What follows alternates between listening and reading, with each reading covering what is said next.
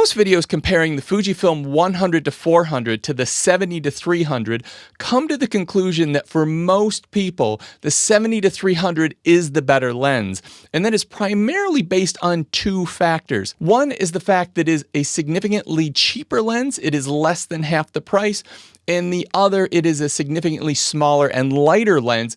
It's actually less than half the weight. So if you are really worried about budget or you're really worried about the size of the lens, then that 70 to 300 does seem like kind of the obvious choice. In addition to that, most of these videos demonstrate that there isn't a huge difference between 300 and 400 as far as how big the subject becomes in the frame when you zoom from that 300mm to that 400mm focal length.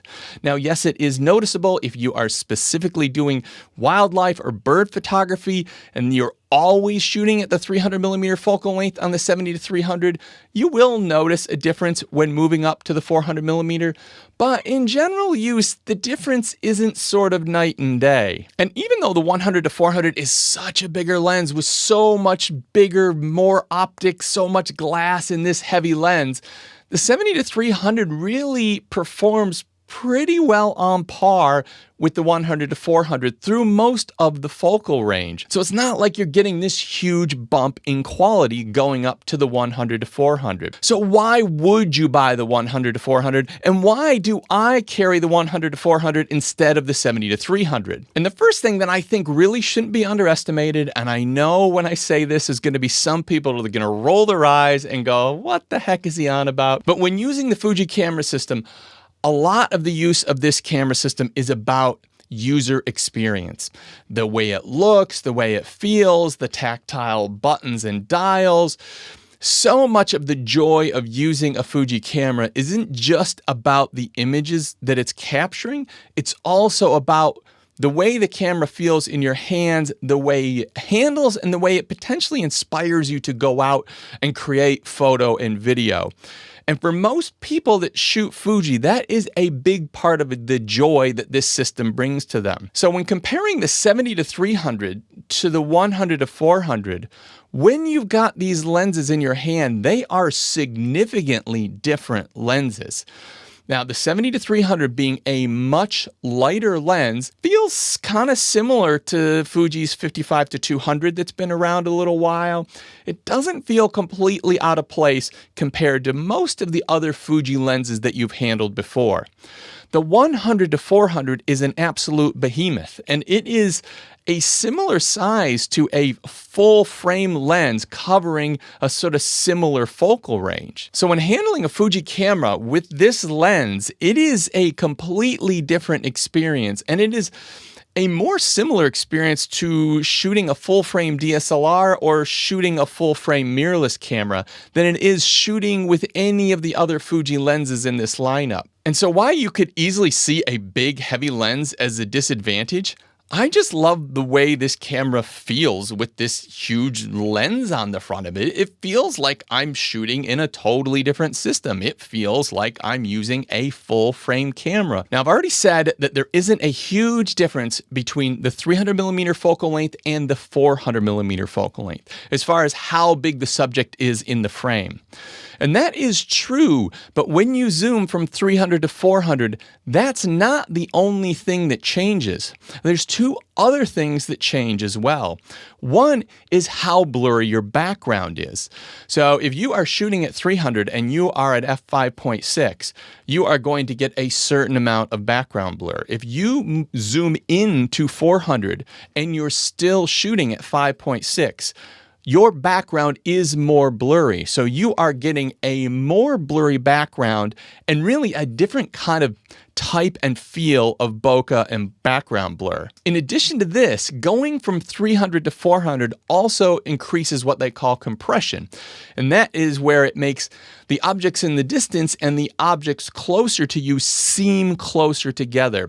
This is how we get these photos where there's a person standing there and it looks like they are the same size as the moon, unlike when we normally take a photo and when the person is huge and the moon is this little dot in the background. These are the type of photos that are achieved with these sort of extreme long telephoto lenses. And going from 300 to 400 is getting you more and more of that look. So it's not just getting closer to the subject, it's also getting a blurrier background if that's what you want.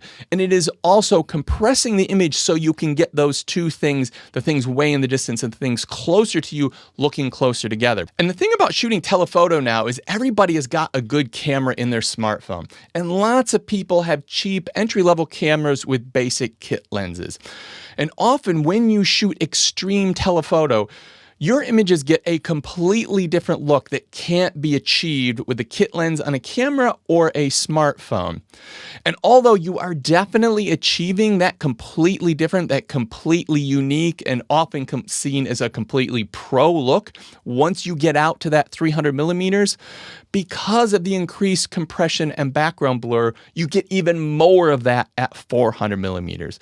So particularly if you're earning a living from this is going to give you that little bit extra edge. Your photos are going to look that little bit different, that little bit more pro or interesting or unique or separated from sort of the kit lens on a basic camera or a smartphone.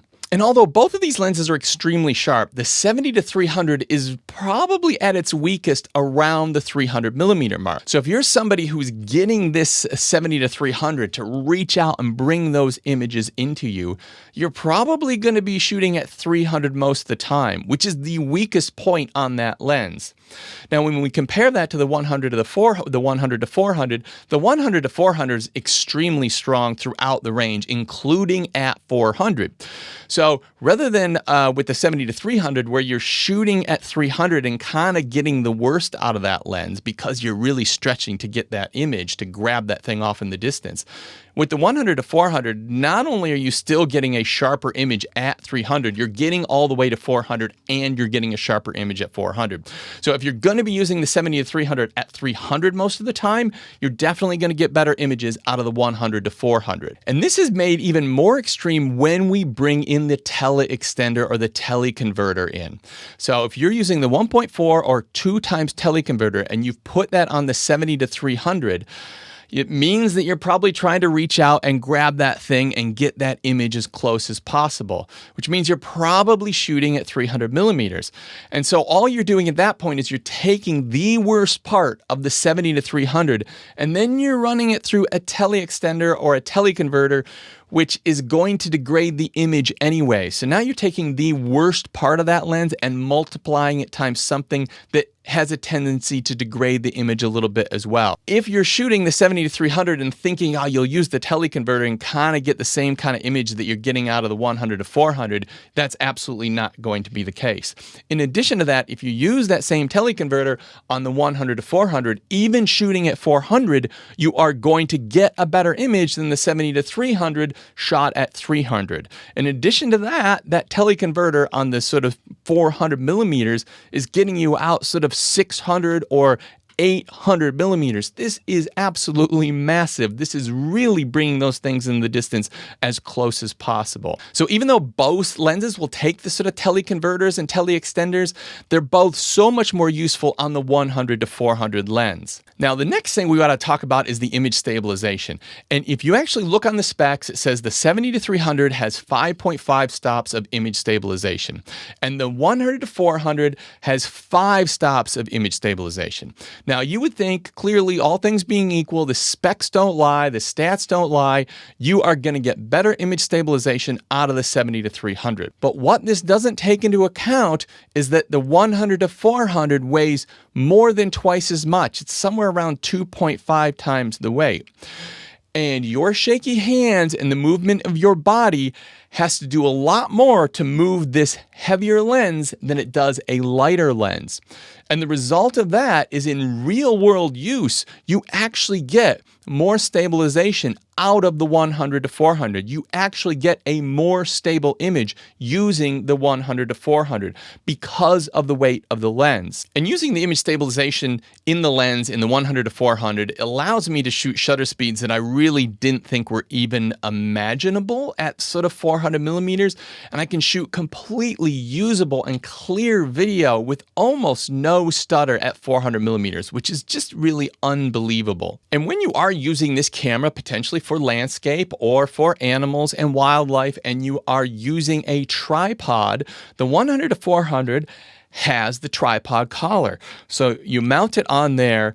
When you do this, the camera and lens become perfectly balanced. So with the 70 to 300, when you're zoomed out, even though it's not as heavy as the 100 to 400, because you're using the tripod mount on the camera, there's a lot of weight sort of going forward. So even once you tighten down that ball head, and if you've used lenses, long lenses in the past, you'll know what happens is it just sags down that little bit. With the 100 to 400, it's absolutely perfectly balanced. So what you set, once you tighten up that ball head, that's where it's going to stay. In addition to that, if you want to change between portrait mode and landscape mode, because of the collar pivots, you just need to sort of loosen the collar and you can turn it to any position you want. So without changing anything on the tripod or taking the camera off, you can switch between your portrait orientation and your landscape orientation.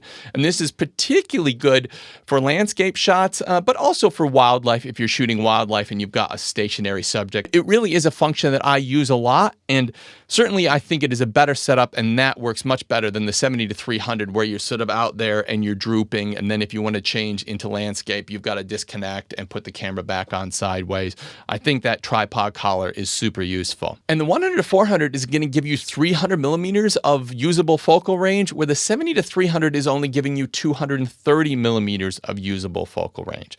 Now, there can be arguments of how useful that 70 to 100 that you miss out on the 100 to 400 is, but if you just look at covering a broad spectrum of focal range, you are going to get a greater focal range on the 100 to 400 than you are on the 70 to 300. And even though the retail price on the 100 to 400 is more than twice what the 70 to 300 is, because the 100 to 400 has been around a few years and the 70 to 300 is new, that difference isn't as big as the retailed advertised price might be.